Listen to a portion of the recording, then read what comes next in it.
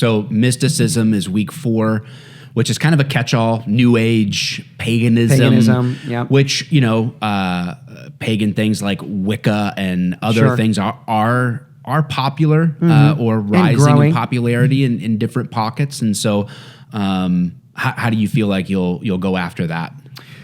That one is, there's a couple of specific things that I think are probably more relevant today that we have to say, okay, what do we do with this kind of thing? There is a question about some of this holistic health stuff. And I mean, we do births at home and don't vaccinate our kids. And, I haven't seen a doctor in a very long time. So I get a lot of this. There is a line that you can cross where it actually becomes almost more pagan in nature. Mm-hmm. And so I think we need to just be aware of that and say what's good, what's bad. I think the other thing is we have to look and say how some of this just hasn't changed. Yeah. This is paganism from the very beginning. Go back to the Old Testament and read about the pagan nations. And it often comes down to a couple of things. Of course, obviously, who do you worship? God or a made-up God? God or demons, because often the made-up gods are they're demons. But then also it comes down to things like child sacrifice, innocent life, our view on life in general. And one of the things that I think we need to do, whether it is in the Socialism week or in the Mysticism week, is we have to remember that some of the things that these groups claim, those are our claims. Mm-hmm. The Imago Dei, being made in the image of God. Right.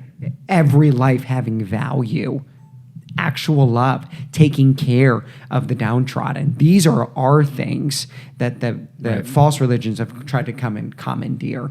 Yeah, co-opt.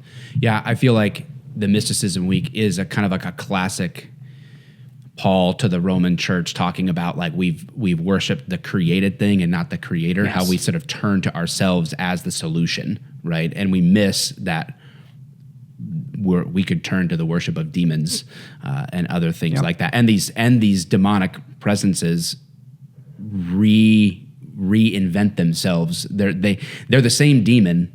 They're just in a different day. Like they're just in a different form. Under a different name or practice, and they keep reemerging in an attempt to, I guess, steer us away from... Well, and they have their own set of religious practices. They have their own sacraments. Mm-hmm. They have their own style of worship. Yeah. And they're just disgusting, and they're bloodshed, and they lead to death. Well, I don't know, like if someone was famous for saying this, but the idea of we're all religious. Mm-hmm. It's just a matter of who we worship. Yep. Because you Christians are crazy. You believe that Jesus was sacrificed. Well, in our culture, mysticism really embodies itself through things like abortion, where we're worshiping sex, and our sacrifice are unborn children. Yep.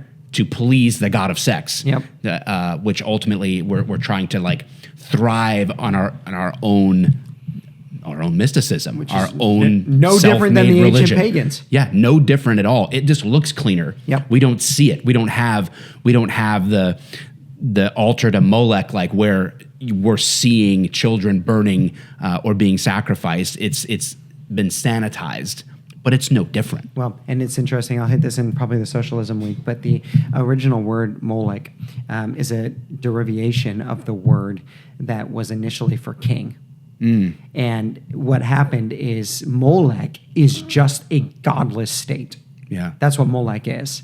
And in the scriptures, it was introduced through the idea of the Israelites demanding a king. Yeah. And so when the prophet said to them, "Will you desire what the other nations have?"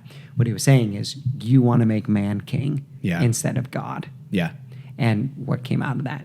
Paganism.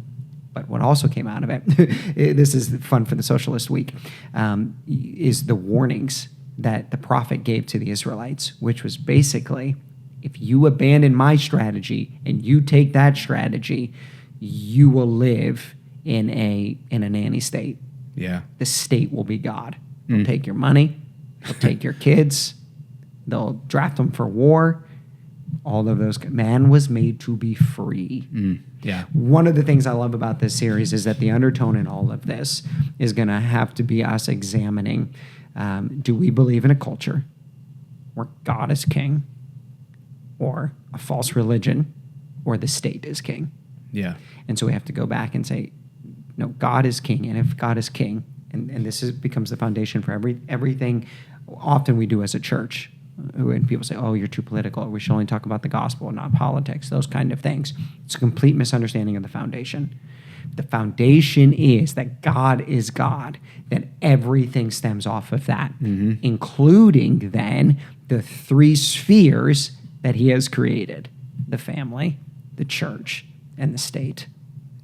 And so through this, we get to re-explore one of the three functions or the three spheres that God has created. And it's the one that's most quickly abandoned because people are scared to talk about it, which is the function of the state. Well, if the gospel is true, then there's no area that the gospel shouldn't invade and inform.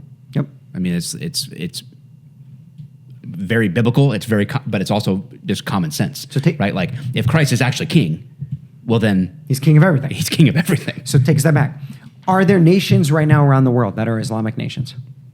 Yes. Absolutely. There's an entire state in our country that is a Mormon state. We see that.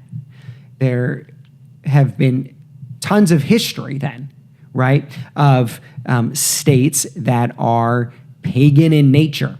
We see where that leads. It's grotesque. I mean, child sacrifice after child sacrifice. We've seen what happens when there are socialist states responsible for more death and bloodshed in one century than almost all of human history. Yep. We've also seen what happens when God is God and when a nation is built on godly principles. Yeah. Freedom, human rights, the Imago Dei, protection for the innocent, protection for the minority. Yep. It's a beautiful thing. So if we really love, God is love, if we really love, then we should want to build cultures that reflect that. Yeah, it's one of the sort of like rallying cries behind all of the things that we're going to talk about is they want to promote themselves as the solution to the poor, the widow, the orphan, the undervalued, the unseen. They want to present themselves as that solution, but history has shown that only those committed to Christ can actually deliver on that and build a society that shapes the world for the good of other people. If you really knew, it's the old age question. Would you rather be poor in America, poor in the Middle East, poor in India, poor in a nation of Africa? Yeah. I mean, again, there's struggling people here, but what does that look like compared to other places? Yeah.